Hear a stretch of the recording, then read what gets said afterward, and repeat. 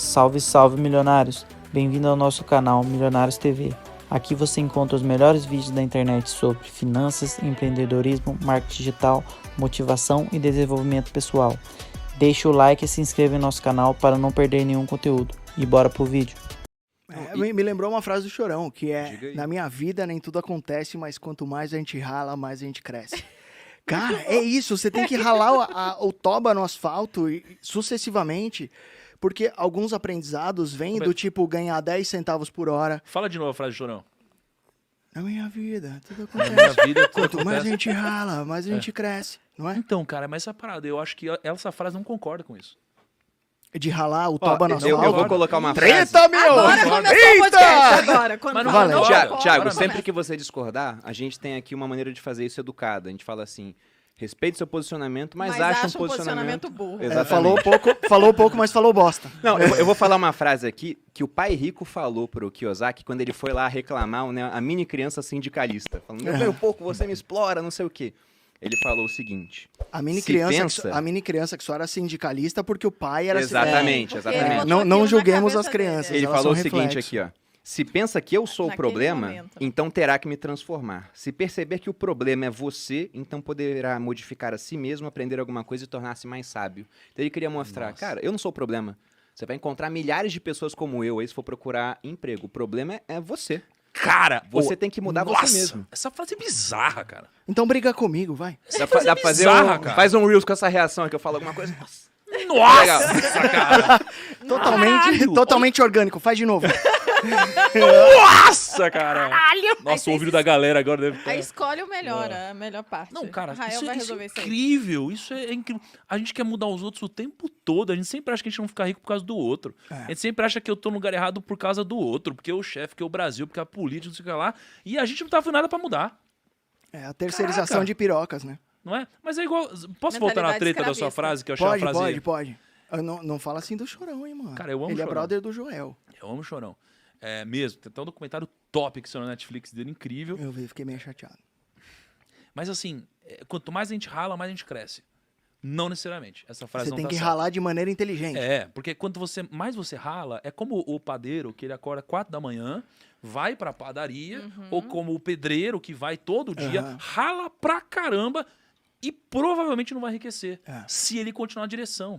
Por isso que aquela frase do trabalhar pelo dinheiro, não trabalhe pelo dinheiro, por isso que eu concordo com aquilo, cara. Colocar o dinheiro pra trabalhar, né? Exato, porque, cara, não é o esforço, eu acho que ele faz parte, né? Alguém que se esforça, obviamente, tem muito mais chance de que quem não se esforça. Mas se você se esforçar sem a inteligência, ou se esforçar numa direção, se você se esforçar de uma forma linear, você nunca vai enriquecer. Sim. Porque o mundo tá cheio de gente que se esforça, cara.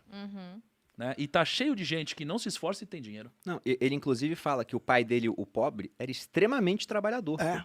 Mas terminou a vida, tem uma hora que ele fala, meu pai rico quando morreu deixou a família dele riquíssima, uma série de ativos. O meu pai pobre ele deixou dívidas. Sendo que era um cara muito letrado, só que ele não levou em conta essas lições. E aí vamos chegar na lição 2, que tem uma série de comentários interessantes aqui com certeza. Na 2 ele faz uma pergunta, né? Por que possibilitar a proficiência financeira? E apenas mostrando o que essa lição né, é o cerne dela, ele começa abordando a seguinte questão, que não importa quanto dinheiro você faz, mas quanto você conserva. E quando eu comecei a ler esse capítulo, eu falei, eu discordo disso, pô. Lógico que importa quanto dinheiro você faz. Só que ele começou a dar uma série de exemplos de pessoas que fizeram muito dinheiro ao longo da vida e que no final não tinham mais nada. Ele até cita uma reunião que teve em 1923. Ele cita um monte de gente que estava na reunião. Caras que eram investidores da Bolsa famosíssimos, né? O Jesse Livermore, que aparece nos Axiomas de Zurich, que ele aparece lá no Reminiscências de Especulador da Bolsa. Um monte de CEO de empresa. E ele fala que nos 10 anos seguintes, tantos morreram, tantos se suicidaram, tantos foram presos. Você vê que todo mundo estava na reunião, se deu mal, dele falou. Esses caras sabiam fazer muito dinheiro, mas não sabiam conservar. Eles não sabiam investir, não sabiam proteger o patrimônio. E ele fala sobre a importância disso. Não importa quanto dinheiro você faz, mas quanto você conserva. Exatamente. Né? Basicamente isso. Comentário sobre isso. Mas por que foi tão diferente o que ele falou que você passou a concordar com ele? Não, porque logo no começo eu pensei, lógico que importa quanto dinheiro você Sim. faz. Quem faz pouco dinheiro vai demorar muito mais para Sim. chegar lá. Só que ele quis ressaltar que se você faz muito dinheiro, Tá. isso não é garantia de que você vai chegar lá. Eu Se tenho você uma não eu tenho uma souber história da conservar minha o dinheiro vida que você fez. que eu acho que Por favor. denota muito sobre isso. Como eu disse, o meu pai trampou 30 anos na mesma empresa que hoje é a Braskem, inclusive. Meu pai é engenheiro químico, trampou 30 anos. E o meu pai ele sempre foi muito bom num negócio chamado subtração, que é muito simples. Quanto você ganha, menos quanto que você gasta, é o tanto que você investe. E ele não sabia nada sobre contabilidade, sobre E só dinheiro. respeitava isso. Ele só respeitava uma simples subtração, cara. Então, eu lembro que meu pai chegava bem tarde em casa, então, por volta de 8 ou 9 horas da noite. Ele saía da atual Braskem, vinha para casa e ele abriu um programa chamado Quicken. Vocês lembram desse programa? Eu nem usei, É o primeiro software de você elencar gastos que existiu. É um software gringo, meu pai muito nerd, baixou lá. Quicken, da Microsoft. Quicken, mesmo, cara? Isso em 1999, assim. Meu pai, ele sempre foi muito avesso ao risco, ele sabia que ele ganharia um teto ali. Eu posso só colocar uma frase do Kiyosaki aqui o na lição podcast- 6? O podcast acho que é meio que seu. Não, pra poder elencar isso que o seu Sim, pai sim. fazia. Você falou que É seu meu pai também. era um cara Legal. que ele ganhava X, gastava menos que X, investia a diferença e de uma maneira simples, não era sofisticado pra caramba o que Não. ele fazia.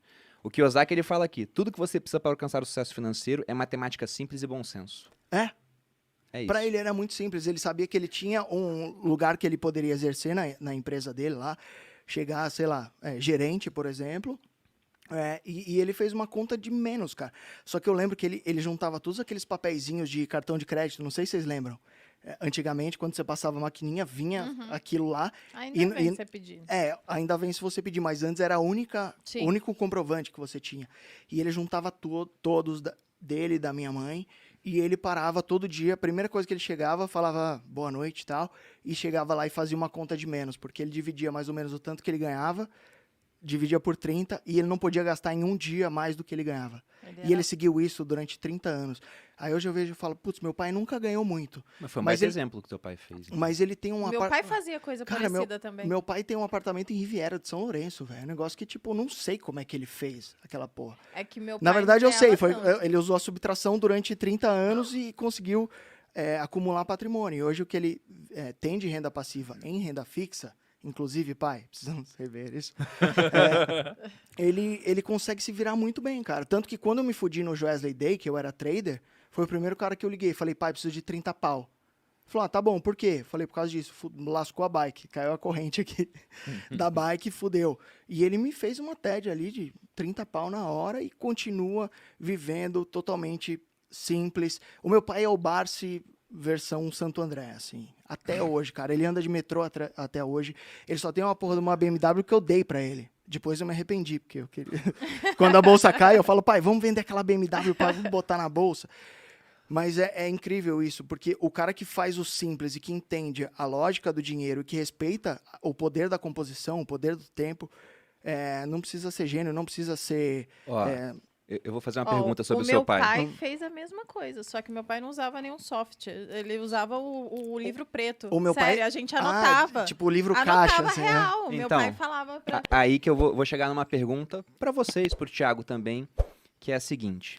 Nesse capítulo, o Kiyosaki ele bate muito na seguinte questão.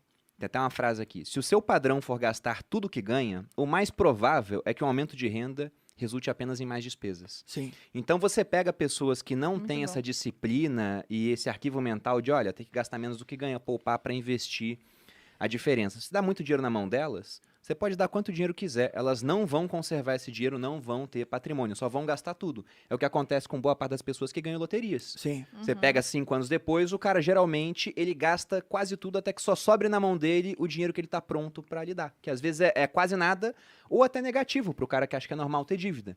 Agora, se eu pegasse um caminhão de dinheiro e desse na mão do teu pai, ele ia Nossa fazer a mesma Senhora. coisa que ele fez, ele ia conseguir manter aquele patrimônio. E a mesma coisa com o com seu. meu pai. E aí tem uma hora muito interessante que ele fala o seguinte, a importância dessa lição da proficiência financeira é que ele fala, você quer construir um prédio, por exemplo, um Empire State.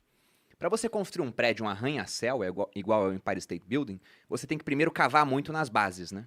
Tem que fazer uma fundação sólida. Sim. Aí você pode ter um prédio grande. O que boa parte das pessoas tenta fazer na vida é o seguinte. Fundação de 15 centímetros, não é? Exatamente. Elas aprendem que, por exemplo, tem que empreender. O cara não tem educação financeira nenhuma. A fundação dele é 15 centímetros de concreto acima do chão. Aí ele constrói uma casa, tudo bem. Uma casinha sustenta. Você tenta começar a construir um prédio, não vai virar o Empire State Building, vai tombar, vai virar uma torre de Pisa, na melhor hipótese, né? Porque ela pode simplesmente desabar. Então ele fala, educação financeira tem que estar na base. Porque com essa base, aí sim você consegue construir grandes prédios.